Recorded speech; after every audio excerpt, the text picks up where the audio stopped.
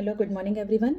तो आज हम 3 रूब्रिक्स हैं जो बहुत ही ज़्यादा मिलते जुलते रूब्रिक हैं। इनको हम डिफरेंशिएट करेंगे कि क्या डिफरेंस है तीनों में। बहुत कन्फ्यूज़न होती है इन तीनों रूब्रिक्स में। तो पहला रूब्रिक है जो मैंने अभी परसों पोस्ट किया था, एक short video, fear of being disabled, जिसमें सिर्फ 3 ही दवाइयाँ थी।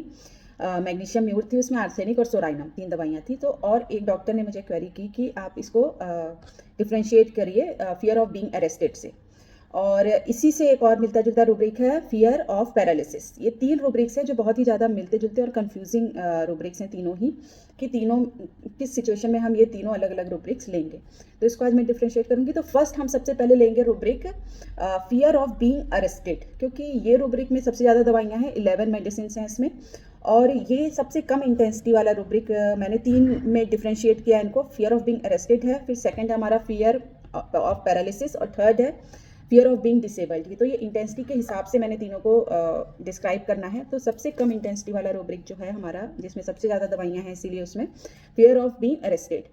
तो इसमें हमारे 11 दवाइयाँ हैं। अरेस्टेड का क्या मतलब होता है? अरेस्टेड का मतलब होता है कि उसको अरेस्ट कर लिया गया है, गिरफ्तार कर लिया गया। अगर हम हिंदी में इसको देखें तो गिरफ्तार करना इसकी हिंदी है, या अवरुद्ध हो जाना, या पकड़ा जाना, पकड़ा गया है ना थोड़ी ये। मगर जो सिचुएशन होती है इसमें क्या होता है, ये एक टेम्परेरी सिचुएशन होती है, और इसमें ये अरेस्टेड फील करता है, गिरफ्तार हुआ फील करता है। एक सिचुएशन होती है जिसमें वो अपने आप को फील करता है कि मुझे गिरफ्तार कर लिया गया, मुझे अरेस्ट कर लिया गया, और इस चीज़ का इसको फियर होता है कि ऐसी सिचुएशन ना आ जाए कि मैं ऐसा फील करूं कि मेरे को अरेस्टेड, मैं कहीं अरेस्टेड ना हो जाऊं, है ना। ये फीलिंग होती है उसकी, फियर होता है उसके अंदर अरेस्ट होने का। तो इसमें क्या है कि इसमें एक ये टेम्परेरली है। सबसे पहली बात तो कि एक टेम्परेरली एक फेज़ है, ये थोड़ी देर का फेज़ होता है। तो इसमें पेशेंट की क्या फीलिंग होती है, इसको ऐसा लगता है कि मैं अपनी किसी बीमारी की वजह से, या कोई भी ऐसी फिजिकल कंडीशन की वजह से कहीं ऐसी अरेस्टेड वाली कंडीशन में ना चला जाऊं, उसका उसको फियर होगा। तो इसको हम एग्जाम्पल लेके समझेंगे तब हमको ज़्यादा समझ में आएगा। जैसे बच्चे होते हैं, बच्चों को खेलने का होता है ना। बच्चे बस चाहते हैं कि हमको खेलने को मिल जाए, और बच्चे को कोई प्रॉब्लम आ रही है, उसके लेग्स में पेन है, या उसके पेट में दर्द है, कुछ भी है, तो वो क्या करता है, वो बताता नहीं है कि मुझे ये प्रॉब्लम है, मुझे पेट में दर्द है या मुझे पैरों में दर्द है। वो जानबूझ के नहीं बताता, कि उसको लगता है कि अगर मैं ये चीज़ बताऊंगा अपने पेरेंट्स को, अपनी मम्मा को, पापा को, तो वो मुझे खेलने नहीं देंगे, या फिर खेलने देंगे मगर मुझे थोड़ी देर खेलने देंगे, बोलेंगे ज़्यादा देर मत खेलो नहीं तो तुम्हारे पैरों में और ज़्यादा दर्द होएगा। तो वो इस चीज़ का उसको फियर रहता है, अरेस्ट होने का फियर होता है, इसलिए वो चीज़ वो नहीं बताता है। या फिर हम इसको एक और एग्जाम्पल लेके समझ सकते हैं कि जैसे कोई वर्कर है और उसको बहुत नीड है पैसों की, और वो बीमार है, और फिर भी वो अपनी बीमारी के बारे में अपने मालिक को नहीं बता रहा है। क्यों नहीं बता रहा है? कि अगर मैं अपनी बीमारी के बारे में उसको बता दूंगा तो मालिक बोलेगा कि फिर तो तुमसे काम होएगा नहीं, वो मुझसे काम ही नहीं करवाएगा। तो उसको ऐसा फील होता है कि मैं कहीं अरेस्ट ना हो जाऊं, मुझे रिस्ट्रिक्ट ना कर दिया जाए, मेरे काम को थोड़ी देर के लिए रोक ना दिया जाए कि चलो ठीक है तुम अभी छुट्टी ले लो, जब ठीक हो जाओगे तब आना काम पर। इसलिए वो बताता ही नहीं है। तो ये एक फीलिंग होती है उसकी, वो फियर होता है कि उसको थोड़ी देर के लिए, टेम्परेरी फेज है ये, रिस्ट्रिक्ट ना कर दिया जाए, अरेस्ट ना कर लिया जाए। ये हो गया हमारा फियर ऑफ बीइंग अरेस्टेड। और इसमें हमारी दवाइयाँ हैं बेल प्लस कॉरिडस, क्यूप्रम, हमारे फाल्कन पी है, मैली है, और प्लम्बम, लूटा, टबैकम, जिंकम। ये दवाइयाँ 11 मेडिसिन है इसमें। और ये इसमें क्या है, प्रक्रिया को कम कर दिया गया, ऐसा उसको लगता है कि ये मेरी प्रक्रिया को कम ना कर दिया जाए। ठीक है, तो ये एक हो गया हमारा fear of being arrested. Second rubric हम लेंगे जो इससे थोड़ा हाई इंटेंसिटी का, हम बोल देंगे फियर ऑफ पैरालिसिस। ठीक है, उसमें क्या था, वो टेम्परेरी फेज था एक, जिससे उसको लग रहा था कि उसको रिस्ट्रिक्ट ना कर दिया गया, उसको अरेस्ट ना कर दिया जाए, इसकी वजह से वो फियर में आता है। तो सेकंड रूब्रिक है हमारा fear of paralysis. Fear of paralysis का क्या मतलब होता है? पैरालिसिस अगर हम हिंदी में देखें तो पक्षाघात, या हम बोल देते हैं फालिज मार गया, है ना। तो इसमें क्या होता है, टोटल स्टैग्नेशन ऑफ मोबिलिटी। ठीक है, और ये होता क्यों है? Due to loss of voluntary movement as a result of damage of nerves और मसल फंक्शनिंग। ठीक है, कोई भी नर्व या मसल्स की जो है वहाँ पे डैमेज हो गया किसी पर्टिकुलर जगह पे, किसी पर्टिकुलर ऑर्गन पे, तो उससे क्या है, फंक्शंस जो होते हैं उसकी सिजेशन ऑफ नॉर्मल फंक्शनिंग हो जाती है, और नॉर्मल फंक्शनिंग नहीं हो पाती, बंद हो जाती है, रुक जाती है। तो इसमें क्या है, ये एक टेम्परेरली वो फेज था, टेम्परेरली फेज था। ये है हमारा एक पर्टिकुलर ऑर्गन को लेके। जैसे इसमें फुल बॉडी में नहीं होगा, पैरालिसिस होगा, हाफ में होता है। ठीक है, या फिर हमारे आइज में हो जाता है, कईयों का फेस में हो जाता है ना। तो ये टेम्परेरली, मतलब टेम्परेरली नहीं बोलेंगे इसको हम, एक पर्टिकुलर ऑर्गन में होगा बेसिकली ये, है ना। और उसकी वजह से जो उसकी सिजेशन होएगी, मूवमेंट में सिजेशन या रिस्ट्रिक्शंस आ रही हैं, उस वजह से उसके अंदर वो मतलब उसको फियर होता है कि कहीं मैं पैरालिसिस वाली कंडीशन में ना चला जाऊँ। उससे क्या होगा, उसकी मोबिलिटी रुक जाएगी, बिल्कुल सिजेशन हो जाएगा।